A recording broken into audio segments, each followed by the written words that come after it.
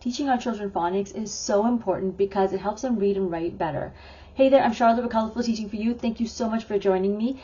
Now, when we teach them individual letters, it helps them learn how to sound them out. And when we teach them blends, it helps them to really read at a faster pace.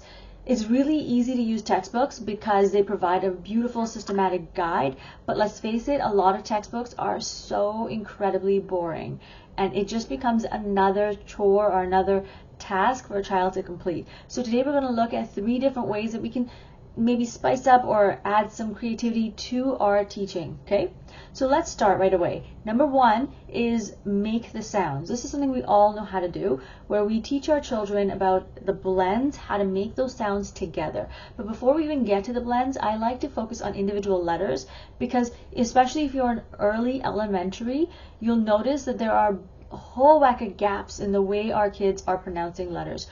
They have difficulty with, say, Y or W's. Those are really difficult, especially if they're coming from a different country, right? For me, I have difficulty till today with V's and W's. So teaching them that, making sure that's drilled in their brains, and then moving on to blends is really important. And when we do work on blends, we make it fun by just playing with the sounds a bit. So one of the things we do here, I'm from Canada, one of the things we do or say here is or people tease us about it, is A. So you know the letter AY, when you put them, or when you put the blends, but the letters A and Y, when you put the blend together, it's the sound of A. So we twist it around and we just make fun of the whole concept so that our kids will learn at a better pace. When they're laughing, they're learning, right?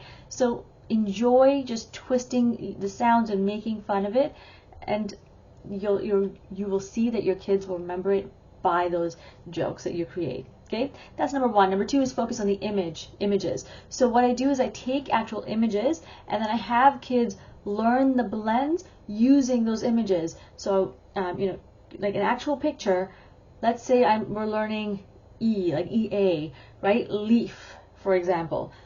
I'll actually have a picture of an animated leaf and I'll have the word there, and we'll focus on the E sound. And we'll do a whole whack of those. You can use them as task cards, and then take those task cards and actually practice with them in a differentiated way. So maybe some kids are just working on the blends, and some kids are learning the blends with how to spell the words so that they retain it. Okay. I've got a resource for our controlled vowels, because I actually found that to be a tricky subject with my students this past year. So I've created an entire resource for that. If you'd like, check that out. It's the link is in my in the full episode or in the article itself. Okay.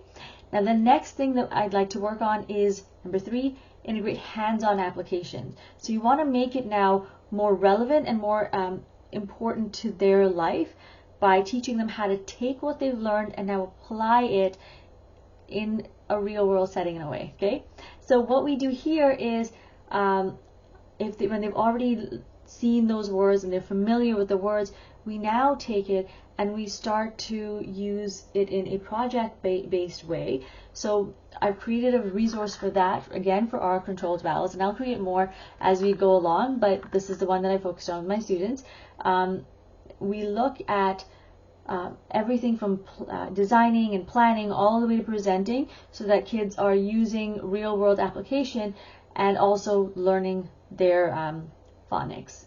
And you can actually integrate it, if you think about it, into arts, into language arts, into health, into so many different parts of your curriculum, and make it fun.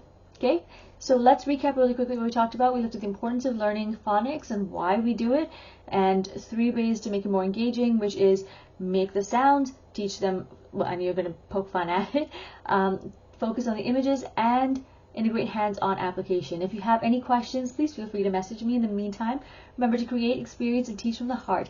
Thank you so much for joining me. Take care. Bye.